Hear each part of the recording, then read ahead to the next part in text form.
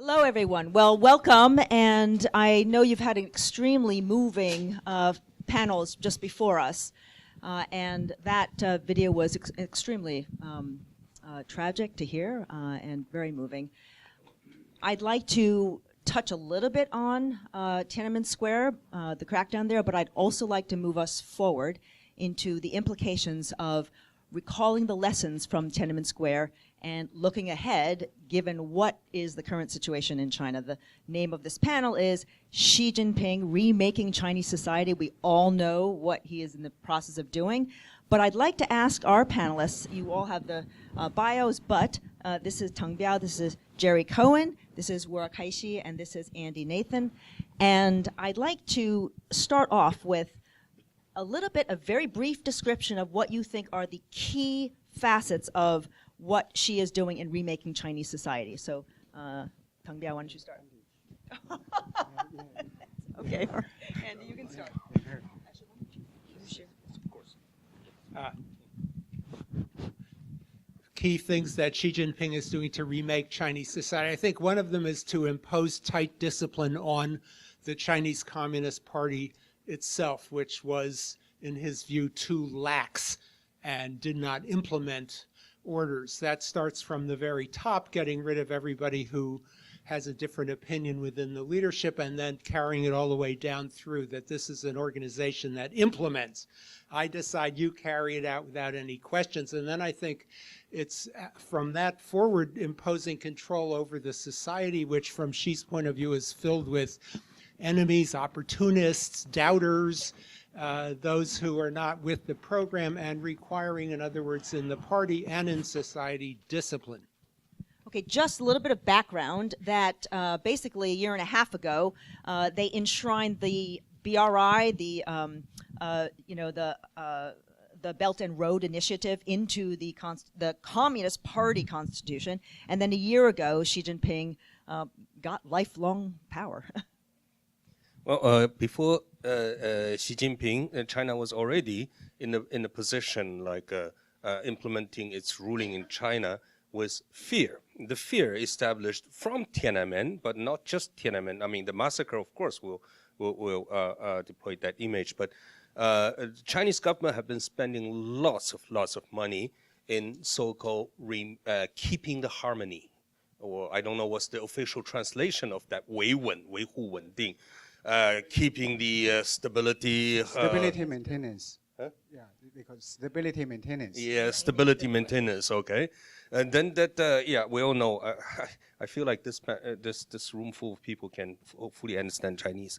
That this could, but then we know from 2007 on, the expenditure on that stability maintenance has exceeded its national defense budget.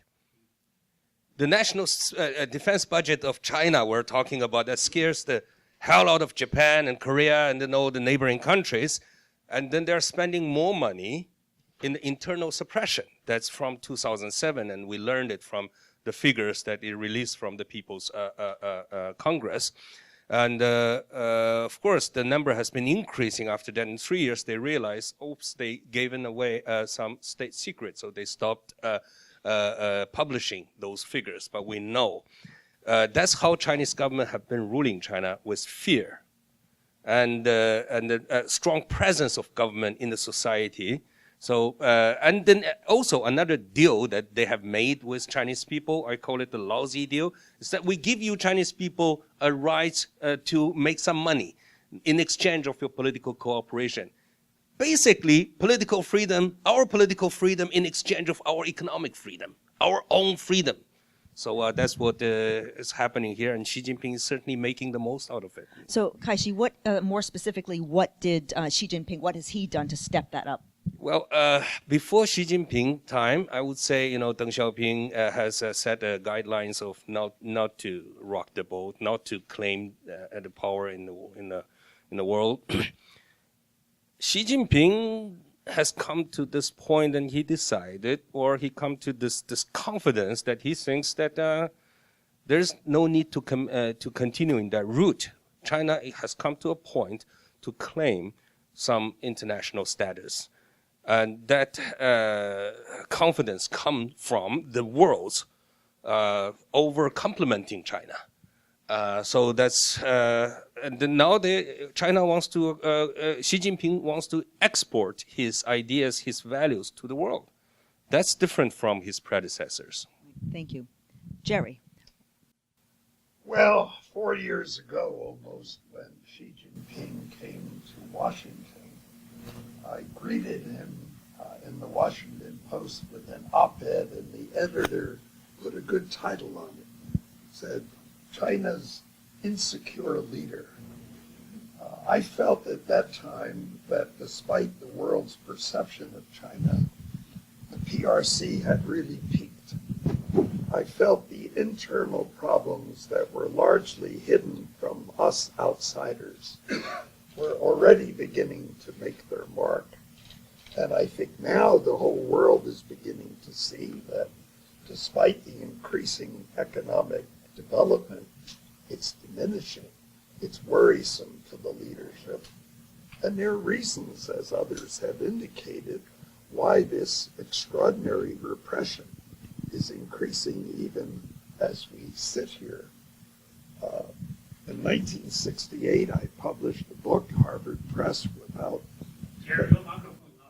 Pardon? Oh, sorry.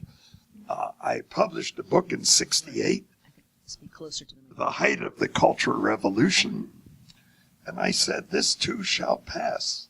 The Chinese people were not going to settle for Mao's extreme dictatorship. It took 10 years, and we saw a complete reaction. China has developed under the PRC through swings of the pendulum. Every few years, things have changed. Right now, we're witnessing an extreme swing of the pendulum. But even though the formal legal arrangements of the Constitution were changed, even that has been a weapon against Xi Jinping. We had a wise Chief Justice once, Charles Evans Hughes, who wrote, "The gravest wounds are self-inflicted." I think Xi Jinping inflicted a severe wound on himself when he eliminated term limits. I think the elite, for various reasons we're familiar with, is increasingly hostile to him. He talks of the Chinese dream, but for tens of millions of people, many of us know in China, it's the Chinese nightmare. This is not a dream. The Chinese dream for millions of intellectuals, even bureaucrats, even some members of the security forces, not to mention the legal profession and the courts and the prosecutors, etc. And there are many prosecutors who were against the investigative commissions that have now been established, dead against it. They told me it won't happen, and it's happened. And the fact is, tens of millions of people whom we cannot abandon and we cannot go to war with, these people deserve our continuing increased support, because their dream is the dream shared by people here. And that's the dream of a free society. And the biggest vice in China today, the variety of forms, the exquisite development of arbitrary detention. You have arbitrary detention not only in the formal criminal justice system, in the party system. People who are purportedly released aren't really released. People who are held, look at the Xinjiang, it's not just the million or more people who are detained. It's the people on the outside who have lost all freedom.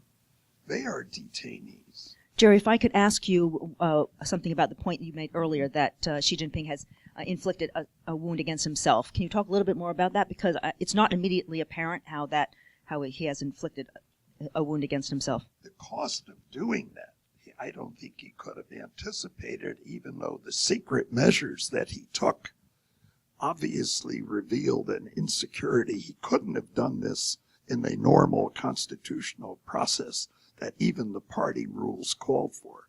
He had to do this on a sneak basis.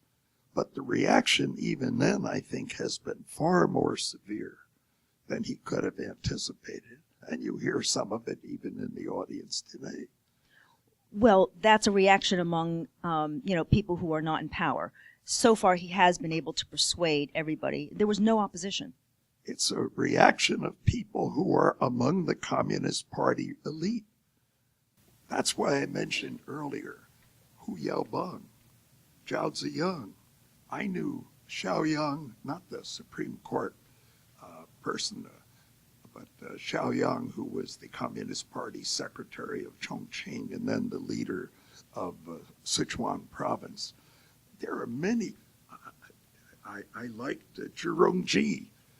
There are many good leaders of the party who are important people, or who were. So we should not underestimate. It is true Xi Jinping is still popular with many of the masses. Trump is popular with many of the masses. And by the way, Trump is very popular with many of the people in China who oppose Xi Jinping. Right. They see him as one of their few positive signs. And Here's a guy, maybe for the wrong reasons, is standing up, and he can shake up the system. Yeah, no, we'll get into U.S.-China relations. Teng Biao, I want to ask you, can you talk a little bit about what you think what are the worst parts of what she is doing in remaking society, and maybe touch on Xinjiang as well? Okay. I'm a scholar and human rights lawyer. I think it's not the mic. Closer? Closer. Yeah, speak this way. Sorry. I'm a scholar and human rights lawyer back in China. Under this repressive regime, it's kind of amazing that we can develop our rights defense movement during Hu Jintao era and late Jiang Zemin era. And since Xi Jinping took his power in late 2012, he has targeted all the forces that helped our human rights movement, the civil society developing. Human rights lawyers, famously the July 2009 crackdown, the roundup of human rights lawyers, and bloggers, journalists, internet, universities, underground churches, Tibetan and Xinjiang and all other religious groups. So it's a comprehensive crackdown, and we can see the strict censorship on internet and the harsh persecution of human rights activists, and that's one thing. He has targeted everything that for the past 20, 30 years, we could utilize to develop our human rights movement. And another thing is, I call it high technology totalitarianism.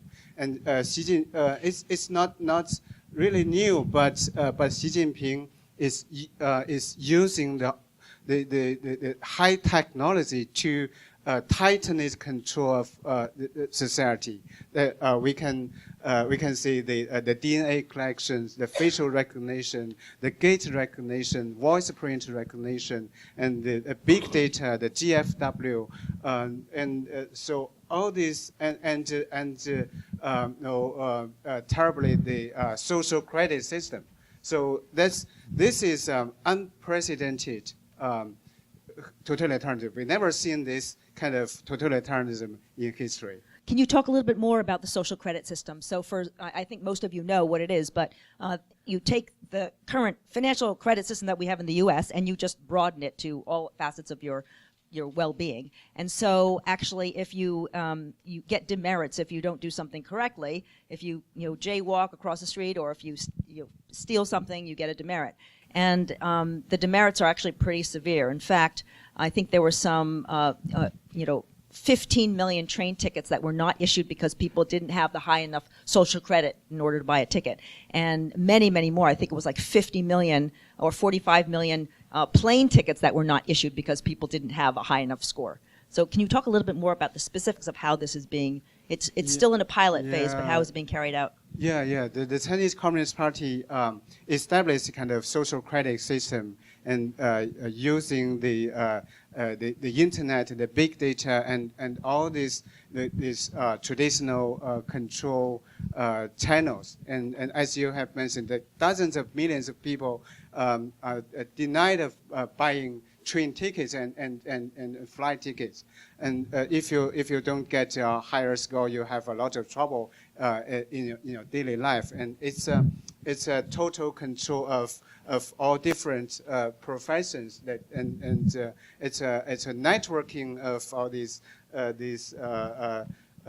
state the government state departments. And if you don't pay out your debt, if you post something critical of the government on your social media, and then you have trouble in this social credit system. And it's not only in Xinjiang and Tibet; it's all over China. We can also see the extremely terrible situation in Xinjiang and Tibet is expanding in other provinces of China.